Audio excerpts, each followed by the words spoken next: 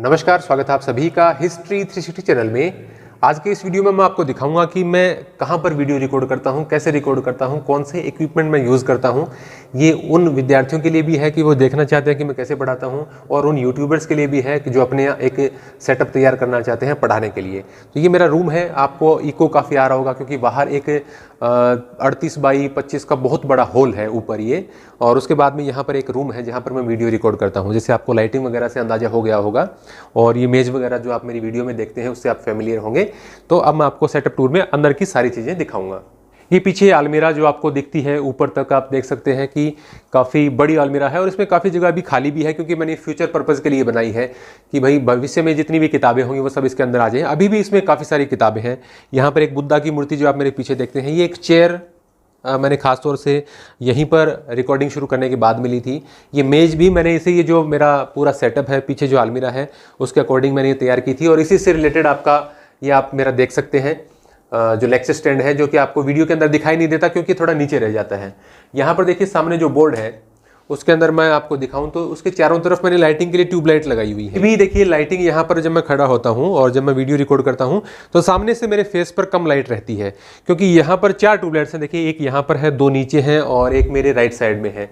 और इसके अलावा लाइटिंग में आप दिखाएं तो मैं आपको वहाँ पर दिखाता हूँ। देखिए एक 30 वाट की वहाँ पर लाइट लगी हुई है। इसके अलावा आप छत पर देखेंगे तो आपको 15 या 18 वाट, अभी मैं भूल गया, 18 वाट की 4 लाइट्स हैं। इसके अलावा कोने में भी 12 वाट की 4 लाइट है, और एक वहां पर आप पीछे की ओर देखेंगे तो वहां पर आपको 40 वाट की एक लाइट लगी हुई है बहुत बड़ी। तो 4 और 4 8 और 2 10, और फिर ये 4 ट्यूबलाइट लगी हुई है 50-50 वाट की। तो 12 लाइट तो ये ऑन रहती है। इसके अलावा जो मेरा एक मेन, जब मैं पढ़ाते समय लाइट का सोर्स, ये जो गोडोक्स वाली लाइट है इसको मैं ऑन नहीं रखता क्योंकि पढ़ाते समय यदि मैं इस पर रखता हूं तो बोर्ड पर पूरा फोकस आ जाता है। ये जो लाइट है, ये जो आप देख रहे हैं गोडोक्स वाली, ये मैं तभी इसको यूज करता हूं जब मैं यहाँ पर चेयर पर बैठकर और आपको बुक्स के रिव्यू करता हूं या फिर आपको कुछ एग्जाम से रिलेटेड बातें बताता हूं। जब मैं पढ़ाते समय इस लाइट का यूज नहीं करता। ये लाइट आप देखेंगे तो ये लाइट जो इसके अंदर लगी हुई है, बाहर तो ये सॉफ्ट बॉक्स लगा हुआ है, इसके अंदर की जो लाइट है वो तकरीबन 7,500 से 8,000 रुपए में गोडोक्स जो SL60 आती है शायद, वो वाली लाइट है। फिर इसका जो सॉफ्ट बॉक्स है, पहले मैंने क्या है कि एक बड़ा सॉफ्ट बॉक्स मंगवा लिया था 120 सेंटीमीटर वाला, तो वो सॉफ्ट बॉक्स बहुत ज़्यादा बड़ा हो जाता है इस रूम के हिसाब से और उतना ज़्यादा उपयोगी भी नहीं है मेरे हिसाब से। गोडोक्स से भी जो काफ़ी महंगी 20-30 हज़ार की लाइट आती है उसके लिए वो काम का है, और उसके लिए आपको स्पेस भी बहुत ज़्यादा चाहिए। तो फिर इसके बाद में मैंने ये मंगवाया लगभग 2,500 के 2,200 के करीब का, गोडोक्स का ही है सॉफ्ट बॉक्स।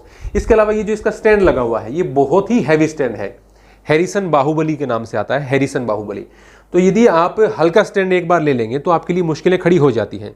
ऐसा इसलिए है कि यदि जब मैं इस स्टैंड को, यदि मान लीजिए मैं कोई बुक रिव्यू कर रहा हूं और यदि मैं इसको नीचे झुकाता हूं तो ये लाइट अपने वजन से स्टैंड को गिरा देगी, क्योंकि सॉफ्ट बॉक्स के साथ लाइट का वजन बहुत ज़्यादा हो जाता है।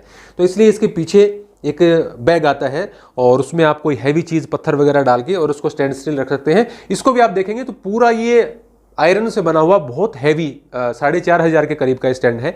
यदि आप कभी भी कोई स्टैंड लेकर आएँ लाइट लगाने के लिए तो उस स्टैंड को आप कभी भी कम पैसे वाला नहीं लाएं, क्योंकि वो आपका वेस्टेज जाएगा। उसमें आप इस प्रकार के सॉफ्ट बॉक्स और हैवी लाइट को नहीं टांग सकते। तो उसके लिए आपको डेफिनेटली हैरिसन बाहुबली जैसा कोई स्टैंड चाहिए। तो ये इसके साथ सेटअप हो गया। और ये देखिए यहाँ पर एक, पहले मैंने क्या है कि एक थोड़ा छोटा ट्राइपॉड ले लिया था, वो कि ज़्यादा इंपॉर्टेंट नहीं है। अब ये ट्राइपॉड है, ये काफ़ी ज़्यादा ऊपर 8-9 तक जा सकता है, और ये भी लगभग 4 से 4.5 4400-4500 के करीब का था, डिजिटेक का ये।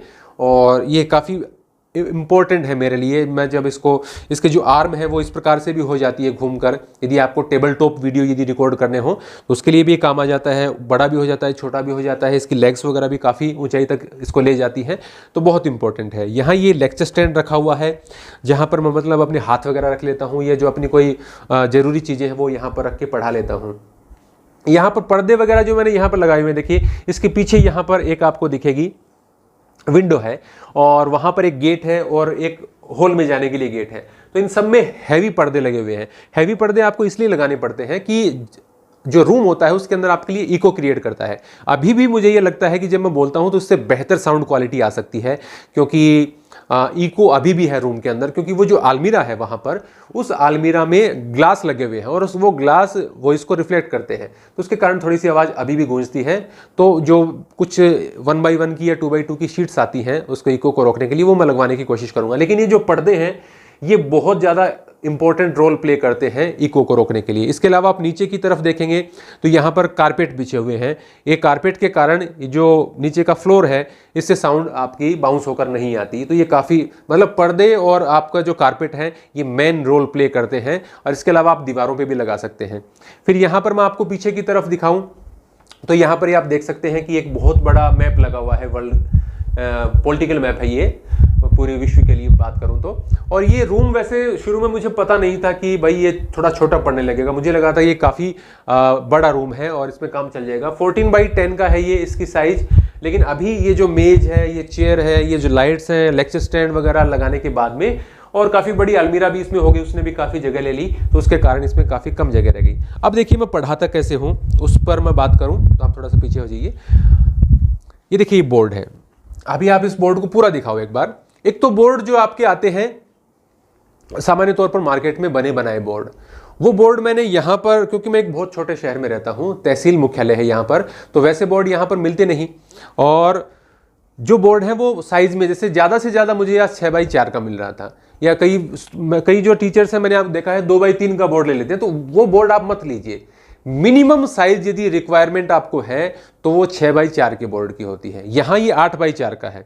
8x4 का मुझे बोर्ड मिल नहीं रहा था। इसके अलावा यदि कहीं बाहर से मंगवा रहे थे तो उसमें टूटने वगैरह का खतरा था, तो दुकान वालों ने कहा कि भाई हम उसको नहीं मंगवा के दे सकते। तो फिर मैंने एक दो यूट्यूब वीडियो वगैरह देखे तो कई लोगों ने कहा कि बोर्ड के ऊपर आप जो सनमाइका है उसको लगाकर काम चला सकते हैं। तो मैंने एक बहुत ही मतलब अच्छी क्वालिटी का बोर्ड लिया ताकि फ्यूचर में भी वो बेंड वगैरह नहीं हो, क्योंकि यहाँ पर ये जो कारपेंटिंग के लिए जो कारपेंटर्स लगे हुए थे सब प्रकार के ये फर्नीचर वगैरह के लिए, तो उन्हीं से मैंने ये तैयार करवाया। एक अच्छा सा बोर्ड लिया मैंने 8x4 का। एक महंगी सनमाइका, हालांकि सस्ती से भी काम चल जाएगी, लेकिन ग्लोसी आपको लेनी चाहिए। जो थोड़े ऊपर जो टेक्सचर वाली है वो कभी नहीं लेनी चाहिए, क्योंकि उसमें फिर आपका बोर्ड साफ नहीं होगा। तो ये मैंने इसलिए सनमाइका और लकड़ी का बोर्ड से नहीं चुना कि ये सस्ता पड़ रहा था, मैंने इसलिए चुना कि अच्छे ऑप्शन यहाँ पर अवेलेबल नहीं थे और ये साइज के लिहाज से मुझे अच्छा लगा। तो मैंने इसकी जो सनमाइका है ये 1500 से 1600 की थी। 800-900 से वाले भी आपका काम चल जाएगा, लेकिन ये 1500-1600 रुपए की सनमाइका थी और ये बोर्ड था। तो ये मेरे को 4-5 हज़ार के आसपास का ये पड़ा बोर्ड, लेकिन इसकी साइज काफ़ी अच्छी है। 8x4 है तो उसमें मुझे आसानी रहती है, काफ़ी बड़ा एरिया मुझे मिल जाता है इसमें लिखने के लिए। अब इसके चारों ओर लाइटिंग मैंने इसीलिए लगवाई है क्योंकि और तो साइड में लाइट लगाने के लिए काफ़ी जगह नहीं है। जो थोड़ी सी मुझे लाइटिंग की कमी लग रही है वो ये इसलिए है कि भाई सामने से मुझे थोड़ा सा लाइट चाहिए। तो कभी हो सकता है मैं कोशिश करूं कोई सेटअप यहाँ पर ऐसी प्रकार का जुगाड़ लगाने की कि सामने से लाइट आए, क्योंकि वो गोडोक्स वाली लाइट है वो तो मैं सामने से लगवा नहीं सकता, क्योंकि उसका जो पूरा एक धब्बा है, व्हाइट स्पॉट है, उसको आप ब्राइटनेस लेवल बढ़ाकर या एडिटिंग में भी आप उसको मिटा नहीं सकते, तो उसको हम नहीं कर सकते। तो यहाँ पर ये 4 लाइट्स हैं वो मेरे ठीक ठाक काम आ जाती है। ऊपर वाली लाइट्स आपके लिए उतनी इंपॉर्टेंट नहीं होती, क्योंकि ऊपर से जो लाइट आती है अगर उसी के आप भरोसे रहेंगे तो आपकी आंखों के नीचे काले धब्बे, ये बोर्ड वगैरह साफ नहीं दिखेगा। ऊपर बहुत हैवी लाइटिंग है, लेकिन जो साइड में या सामने से जो आपको लाइट चाहिए वो आपके लिए बहुत इंपॉर्टेंट है। कैमरा की बजाय मैं आपको कहता हूं कि कैमरा में आप कितना भी पैसा इन्वेस्ट कर लो, आप चाहे 2 लाख 3 लाख तक का भी कैमरा लिया होगे, लेकिन जब तक आपकी लाइटिंग अच्छी नहीं होगी तब तक आपके वो कैमरा कोई काम का नहीं होगा। जब अभी तक मैं आपको बताऊं कि मैं कैमरा से रिकॉर्ड नहीं करता, मेरे पास है नहीं कैमरा, और मैं Note 20 अल्ट्रा सैमसंग का एक फ़ोन है उसी से रिकॉर्ड करता हूं। लेकिन जब आप मेरे वो वीडियो देखेंगे जिनमें मैं बुक रिव्यू करता हूं या आपको सामने से चेयर पे बैठ के बातें बताता हूं, तो वो कितनी क्लियर आते हैं। वो इसी कारण आते हैं कि वो जो गोडोक्स वाली लाइट है वो अपना रोल प्ले करती है, सामने से जो 4 ट्यूबलाइट्स हैं ऊपर नीचे, इस प्रकार की 10-15 लाइट्स का। तो कई बार कई विद्यार्थी कहते हैं ना कि सर अभी तो आपका कोई ज़्यादा खर्च नहीं होता होगा। देखिए बहुत सारी किताबें मैं खरीदता हूँ, इतनी सारी लाइटिंग में भी बहुत है। अभी देखिए यहाँ पर ये AC भी मैंने अभी पहले ही लगवा ली, क्योंकि अभी भी देखिए मैं रिकॉर्ड कर रहा हूँ इसको मार्च के महीने में, उतनी गर्मी नहीं है कि AC की जरूरत पड़े, लेकिन यहाँ पर फैन हम नहीं चला सकते। यदि फैन चलाएंगे तो नॉइज ऑब्वियसली आएगा। फैन के साथ में आप कभी भी रिकॉर्ड नहीं कर सकते, या फिर आपको ऐसा फिर माइक चाहिए 20-30 हज़ार रुपये का जो बिल्कुल नॉइज़ को कैंसिल कर देता हो, तो वो एक ही बात पड़ जाती है। तो फिर मैंने यहाँ पर AC लगवा लिया है, और फिर ये AC सिर्फ मेरे वीडियो रिकॉर्डिंग के लिए काम आता है, क्योंकि ये कोई बेडरूम तो है नहीं, तो ये स्पेशल इसके लिए खर्चा करना पड़ जाता है। मैं समझ सकता हूँ कि स्टार्टिंग में यदि कोई वीडियो बनाने की शुरुआत करता है यूट्यूब के ऊपर, तो वो इतना महंगा सेटअप नहीं लगा सकता। इसमें महंगे वाला वैसा कुछ नहीं है, लेकिन AC यहाँ पर लग्जरी नहीं है, AC एक रिक्वायरमेंट है। मैं चाहता तो एसी ये दूसरे कमरों में लगवाता, वहाँ पर ज़्यादा काम आती, लेकिन यहाँ ज़रूरत है क्योंकि अभी भी मार्च में भी ऐसी स्थिति है, ये जो 20 लाइटें यहाँ पर जल जाती हैं, 12-15 तो हैं ही कम से कम, तो इतनी हीट यहाँ पर जनरेट होती है कि आप यहाँ पर पढ़ा नहीं सकते और कूलर और फैन यहाँ पर आप चला नहीं सकते। तो एसी की एक रिक्वायरमेंट है यदि आप इस प्रकार के स्टूडियो में पढ़ाते हैं। तो यदि आपके पास नहीं भी है तो भी आपको जुगाड़ करना पड़ेगा, या फिर आप पसीने से इतना तरबतर हो जाएंगे जो कि बहुत मुश्किल हो जाता है। लेकिन शुरुआती तौर पर हम सभी इतना खर्चा नहीं कर सकते। पिछले साल तक जो मैं वीडियो बनाता था, जो रिव्यू करता था, तो यकीन मानिए कि उस कमरे के अंदर एसी नहीं था अलग से, क्योंकि ये जो मकान है वो अभी नया बनवाया है पूरा, तो उसके अंदर नहीं था। तो मैं पसीने से पूरा भर जाता था, लेकिन मैं जब बोर्ड पे नहीं पढ़ाता था, सिर्फ मैं बुक रिव्यू करता था या फिर जो फ़ोन के अंदर है वो उसी को स्क्रीन रिकॉर्ड करके वीडियो बनाता था। तो मैं ही जानता हूँ कि कितनी भयंकर गर्मी में मैंने वो वीडियो बनाए हैं, और तभी मुझे पता लग गया था कि जब नया स्टूडियो में बनाऊंगा तो उसमें एसी मस्ट होगा, उसके बिना काम नहीं चल सकता। क्योंकि कई बार जो क्लासें हैं वो 1-1 डेढ़ घंटा तक चलती हैं, तो 1.5 घंटे तक यहाँ पर इतनी गर्मी में आगे तो यहाँ पर बहुत ज़्यादा गर्मी हो जाएगी, तो बिल्कुल भी नहीं बढ़ा सकते। फिर बात आती है माइक्स की। तो माइक जैसे अभी मैंने यहाँ पर लगा रखा है माइक, और इसकी जो केबल की लेंथ है वो भी तकरीबन 15 फीट के करीब है, काफ़ी बड़ी लेंथ है, और ये आहूजा का माइक है। मेरे हिसाब से ये 1000-1100 रुपये के आसपास का माइक था। इससे पहले मैं शुरू में, जैसे सभी यूट्यूबर्स जब वीडियो देखते हैं तो वो बोया का माइक लेकर आते हैं, तो बोया का माइक मैं भी लेकर आया था। लंबे समय तक उसने मेरा ठीक ठाक काम भी चलाया, 700 रुपये का था। लेकिन जब आप इस प्रकार की वीडियो बनाते हैं यहाँ पढ़ाने के लिए, तो आप बोया का माइक कभी भी मत लेना, क्योंकि बोया का माइक का जो वायर है वो इतना बेकार आता है कि 2-4 बार यदि आप कॉलर से खींच के इधर उधर करेंगे तो वो उसका वायर निकल जाएगा, वो खराब हो जाता है। मैंने 2-4 ही वीडियो यहाँ पर बनाए थे, उसके बाद वो माइक खराब हो गया। तो मेरे पास एक तो ये एक माइक है, एक यहाँ पर मेरे पास और माइक रखा हुआ है, छोटा सा है। इसकी जो कॉर्ड है, जो इसकी जो केबल है वो लंबी नहीं आती, छोटी है, लेकिन ये थोड़ा महंगा है, लगभग 2 से 2500 रुपये का सेनहाइजर का माइक है। हालांकि मैं आपको कहूँ, जब मैं कई बार टेबल पर बैठ के बनाता हूँ तो ये माइक मैं रखता हूँ सेनहाइजर का। इसकी केबल छोटी आती है, सीधा ही प्लग इन प्ले होता है। और लेकिन ये मैं आपको ये बताना चाहूँगा कि इस माइक में, और ये जो मैंने आहूजा का लगा रखा है जो 1000-1100 रुपये का माइक है, साउंड क्वालिटी में इतना माइनर डिफरेंस है कि आप बता भी नहीं सकते कि कौन सा माइक है। मुझे खुद भी नहीं पता चलता कि मैंने किससे रिकॉर्ड किया है। तो मैं अभी भी राय नहीं दूंगा कि आप सेनेजर का माइक लाएं, बोया की भी मत लाएं आप माइक। ये जो मैं आपको मॉडल नंबर भी बता दूंगा, आप कमेंट में कोई पूछेगा तो, ये जो माइक आता है आहूजा का, ये बहुत बढ़िया माइक है, और इसकी केबल बहुत अच्छी है, उलझती नहीं है, टूटता नहीं है, और साउंड क्वालिटी भी बोया के मतलब इक्वल है। अब इसके बाद में देखिए बोर्ड पर लिखने के लिए, देखिए शुरुआत में यदि आप इस प्रकार का बोर्ड बनवाते हैं तो उस बोर्ड के ऊपर जो सनमाइका लगाते हैं उसके ऊपर एक रैपर सा लगा हुआ होता है, और उसको आपको खींच के उतारने के बाद में उस पर जो चिपचिपा, जो उसको चिपकाने के लिए गोंद जैसा पदार्थ होता है वो उतरता नहीं है। तो आपको कॉलिन वगैरह लेके साफ करके 3-4 बार साफ करना पड़ेगा, नहीं तो आप शुरू में लगाएंगे और आपके साथ कैसे होगा, जैसे मैंने शुरू में सोचा कि ये गलत हो गया, जैसे मैंने यहाँ पर कुछ लिखा और फिर जब मैं उसके बाद में उसको साफ करता था तो ऐसा हो जाता था, मतलब पूरा साफ नहीं होता था। लेकिन अभी आप देखेंगे तो ये पूरा साफ हो जाता है। तो शुरू में 3-4 दिन मुझे लगा कि ये तो बहुत मुश्किल वाली बात हो गई, अब यहाँ पर पूरा सेट करवा लिया, चलेगा नहीं।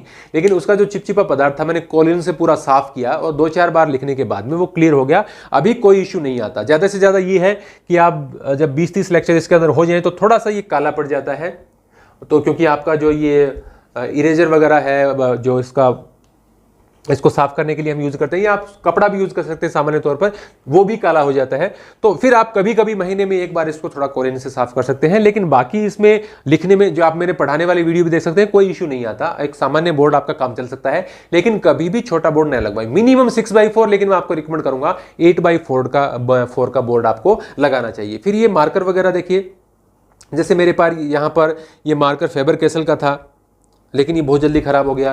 फिर मैंने यहाँ पर एक लोकल मार्केट से मार्कर लिया, पता नहीं कौन सी कंपनी का है, ये भी ठीक है। लेकिन जो इंक है वो बहुत इंपॉर्टेंट है।